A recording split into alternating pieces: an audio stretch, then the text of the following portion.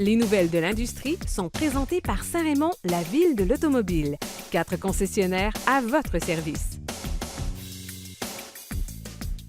Voilà de retour, c'est maintenant le temps des nouvelles de l'industrie avec Mathieu Thomasin. Salut Mathieu! Salut Dan! Comment ça va? Ça va très bien. Good, content de t'avoir. Tu as beaucoup de nouvelles de l'industrie, on y va immédiatement. Mais je commence tout de suite avec un petit résumé de l'année au niveau des ventes. Dernière émission, pourquoi pas? Qu'est-ce qui s'est vendu le plus dans le domaine des véhicules sport utilitaires? Le RAV4 remporte et ce qui est intéressant, c'est que c'est même pas le nouveau modèle.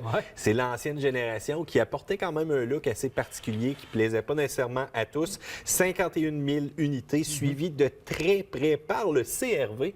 51 000 aussi, à peine 200 unités un petit peu en arrière. CRV, bon, on entend parler beaucoup de la turbocompression, le petit rappel là, qui s'en vient ou encore la programmation qu'on doit faire au niveau des systèmes d'injection. Ford Escape, Nissan Rogue, Hyundai Tucson, Mazda CX-5, le Jeep Wrangler aussi qui fait extrêmement belle figure, qui est présentement aussi très haut dans ce top-là. Santa Fe, Jeep Cherokee et on termine avec le Chevrolet Equinox. Donc, quand même un beau mélange des meilleurs vendeurs véhicules sport utilitaires. Mais là, qu'est-ce qu'il y en a des autos, Dan? T'es-tu prêt à parier sur le meilleur? Voiture. Bien, toujours le Civic, là, qui est toujours là. Exactement. Honda Civic, 66 000 unités. Toyota Corolla, bonne différence, 45 000 unités. Donc, quand même, une bonne marge. Là. On ne sera pas capable d'aller chercher la première position. Là. On s'entend. 2 excellents véhicules cependant. C'est vraiment une question de goût rendu là. Hyundai Elantra, Chevrolet Cruze, Mazda 3 aussi, qui vient faire son entrée dans ce top-là, à 31 000 unités. Donc, très important côté véhicule. Pour le Canada, Mazda, là, justement, là, on ne veut pas manquer notre coup avec la refonte qui s'en vient, traction intégrale aussi. On met le paquet pour la prochaine année. Là. On met le paquet pour la prochaine année et on veut voir remonter la pente aussi. Il faut dire que la Chevrolet Cruze va s'en aller. On n'aura plus nécessairement aussi, fait que ça va probablement changer là, notre fameux top 10. Volkswagen Golf, Toyota Camry, nouveau redesign, beaucoup d'argent, beaucoup d'investissement, beaucoup de style agressif dans celle-ci qui, bon, est quand même dans le top aussi. Mais d'après moi, on aurait espéré être un petit peu plus haut cependant. On y va avec la Volkswagen Jetta. Un petit peu décevant, moi, de mon côté, je trouve, avec le nouveau redesign qu'on a eu. C'est sûr qu'on est arrivé un petit peu sur la fin de l'année, mais bon. On n'a presque pas, puis on ne pousse pas dessus. On n'entend pas parler non plus. Bon, fait que, tu sais, Kia Forte, Honda Accord qui vient conclure. Mais mettons qu'on regarde le full, et là, je le sais, ça fâche quelques personnes qui ont l'environnement pro à cœur, mais que veux-tu? On travaille avec des camions. Ford, le leader incontesté, mais on a une baisse de 6 présentement sur les chiffres qui résument l'année, et c'est ce qui fait la différence entre 137 000 unités ou encore 146 000 unités. Ça paraît, là, 6 de moins sur le chiffre de vente. Le Ram, le Civic, le Silverado, Toyota RAV4, et après, on continue avec des véhicules que je t'ai déjà nommés. Donc voilà, ça résume un petit peu l'année des véhicules les plus vendus. Voilà, autre nouvelle. Oui, on y va avec les grandes nouvelles. Bien, je dois te dire que j'ai été impressionné de voir le nouveau Chevrolet Silverado HD. Et là, T'as été impressionné, toi? Oui, j'ai trouvé le look assez agressif et intéressant. J'ai surtout aimé qu'on se démarque du Silverado régulier, la version 2500 HD, qui aborde cependant une calandre qui ne fait pas l'unanimité. Et là, je dois t'avouer que l'Internet s'est donné à cœur joie les mimes. Il y en a même qui ont créé des images assez drôles où est-ce qu'on inversait la calandre avec des bonhommes de bande dessinée. Donc, si tu connais les mimes, Dan, tu vas t'y reconnaître, mais je ne parierais pas trop là-dessus. Écoute, on annonce qu'on va avoir des capacités qui vont être beaucoup mieux au niveau des capacités de remorquage, mais c'était déjà très élevé par rapport à un véhicule comme ça. On va continuer avec la transmission 10 vitesses, bien entendu, et on va encore avoir le même nombre de livres de couple avec la motorisation. Mais c'est le design. On a osé. Moi, jamais je vais critiquer quand on ose au niveau du design. Il faut oser, il faut proposer quelque chose de différent. Par contre, dans un marché aussi important que la camionnette, la guerre est forte. Et la guerre. Avec Ford, avec FCA, donc RAM. Je pense que là, on a osé, puis on va perdre des ventes parce qu'on a été trop loin au niveau du design. Puis c'est rare que je dis ça, mais ça va arriver parce qu'on regarde d'abord et surtout le créneau du camion. Hein.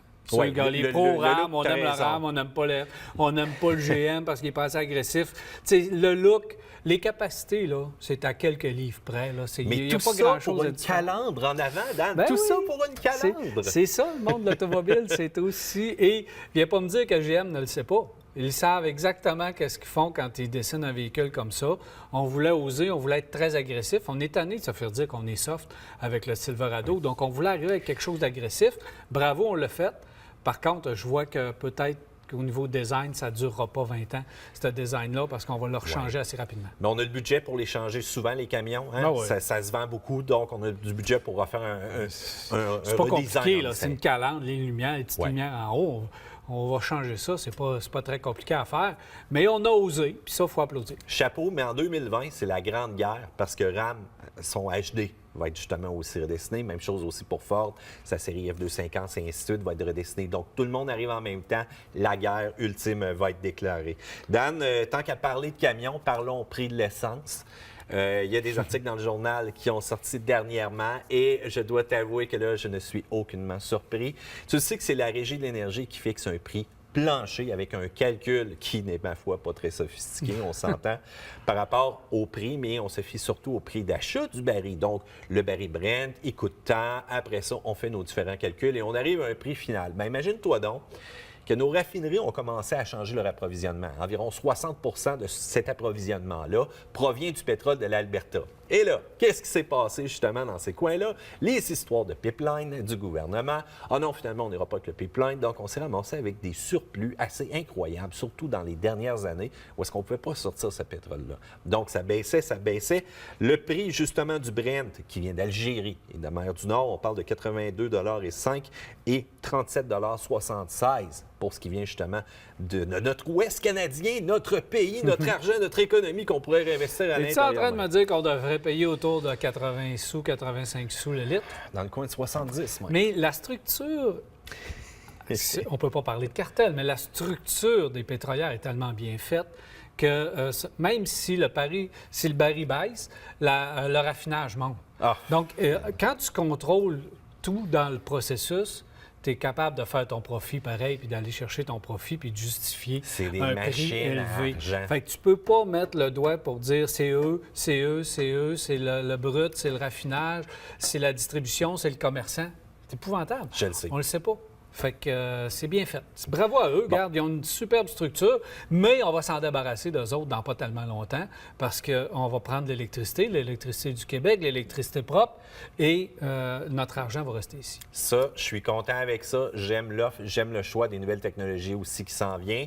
Il y en a qui vont dire, ouais, vous avez juste à vous diriger justement vers l'hybride, l'électrique, oui, mais c'est pas demain qu'on verra plus de déneigeuses alimentées avec de l'essence, du diesel, ou encore dans le nord québécois ou dans le nord canadien, tu penses qui roulent avec des chars électriques. On sera plus là, puis des moteurs à combustion interne, il va en avoir encore. Probablement. En tout cas, juste pour te rappeler aussi, environ 40 de tes taxes par litre d'essence s'en vont directement dans les poches du gouvernement. Il ne faut pas oublier que les Français, présentement, c'est 60 et Dan, je veux te voir avec un gilet jaune très bientôt. Ça me va bien, Joe. Je pense que ça me va bien. C'est correct. Écoute, on y va rapidement. C'est très important d'en parler. Les tests de collision du côté de l'Europe ont été faits avec le nouveau Jeep Wrangler. Ça a très mal été présentement. Une seule étoile. Puis il ne faut pas oublier que les tests NCAP, on calcule plusieurs choses. Premièrement, la protection des occupants à l'intérieur. Oui. On calcule aussi dans l'équation pour le score tout ce qui est des systèmes électroniques qui vont nous assister présentement aussi à éviter des accidents. C'est ça que je trouve pas correct, parce qu'au niveau collision, c'est correct, mais ils l'ont décoté... C'est limite. C'est limite, mais ils l'ont décoté parce qu'il n'y a pas de freinage, assistance au freinage, il n'y a pas les nouveaux gadgets électroniques. Ouais. Mais c'est pas un véhicule qui est fait pour ça. Exactement. Les gens qui l'achètent ne veulent pas avoir le freinage automatique, veulent avoir un véhicule avec des capacités hors route, alors qu'on enlève des points parce qu'ils n'offrent pas ces nouveaux systèmes-là. Donc, je trouve ça un peu sévère. Bon. En tout cas, une chose est sûre, une étoile cependant. Il y a la protection des piétons aussi qui est très important. FCA a répondu que ce véhicule-là est plus adapté pour des situations de ville, mais surtout d'hors route, où est-ce que ça ne répond pas aux mêmes exigences. Et deuxième coup qui a fait mal quelques semaines après, la Fiat Punto a sorti 0 étoile présentement. Ça, je vous dis tout de suite. Je ne sais pas ce véhicule-là si vous êtes en Europe. Dan, ho, ho, ho, le temps de Noël s'en vient très bientôt. Sinon, si vous regardez cette émission-là en rediffusion, c'est passé. C'est passé. Vous retournerez les cadeaux pour les réchanger, pour les suggestions. Mais là, je veux te faire des suggestions de cadeaux d'enfants. OK, Dan? Première des choses, les petites Hot Wheels. C'est-tu cool de donner la passion, justement, à ton jeune qui tripe voiture en tant que tel? Donc, c'est important d'alimenter ses rêves aussi avec des cadeaux du genre. La série Hot Wheels, c'est un classique, on en a tous eu. Notre passion a commencé avec ça. Puis écoute, la série Rapide et Dangereux, il y en a qui sont un peu plus funky avec les films d'aujourd'hui. C'est le fun. Deuxième type de cadeau, le circuit de course. Ça, c'est-tu le fun? Les challenges à l'intérieur même du sous-sol. Les jeunes qui se rassemblent, Des let's heures go. de plaisir. Mais des heures de plaisir, des heures d'assemblage aussi. Et des potes dans le mur une fois de temps en temps quand il y en a une qui revole trop vite. L'autre chose aussi qui est très le fun, c'est les téléguidés, les camions que je trouve très trippants. Il y en a une panoplie. Écoute, je ne vais même pas choisir lequel était mon préféré. Des fois, on copie des véhicules un peu plus cossus, mais il y en a qui sont vraiment des répliques très originales, que ce soit le Raptor, que ce soit les Jeeps, parfois même les Bigfoot de grandes vedettes, c'est super trippant. Et il reste toujours aussi le classique Lego, la série, qui est vraiment reliée à l'automobile, mais une série créateur aussi expert qui ramène des belles voitures comme celle-ci de James Bond 007. Très trippant. Et si vos jeunes ne décrochent pas des jeux vidéo, tu le sais comment c'est, Dan, je voulais chercher de quoi qui ne touchait pas aux jeux vidéo pour les sortir un peu justement de cet environnement-là. Mais écoute, Volant, Trustmaster, vraiment pour avoir le feeling avec un vrai jeu vidéo, là, un vrai Forza, une simulation, ça peut être intéressant justement pour ces jeunes-là. Fait que Noël risque d'être intéressant. Merci beaucoup, Mathieu. Fait plaisir, Dan. Merci pour la belle saison. Ben, Je te souhaite un bon temps des fêtes. Sois prudent. Ben oui, je vais toujours être prudent. Tu le sais, tu me connais. Alors voilà, c'est tout pour les nouvelles. On s'arrête pour la pause et on va.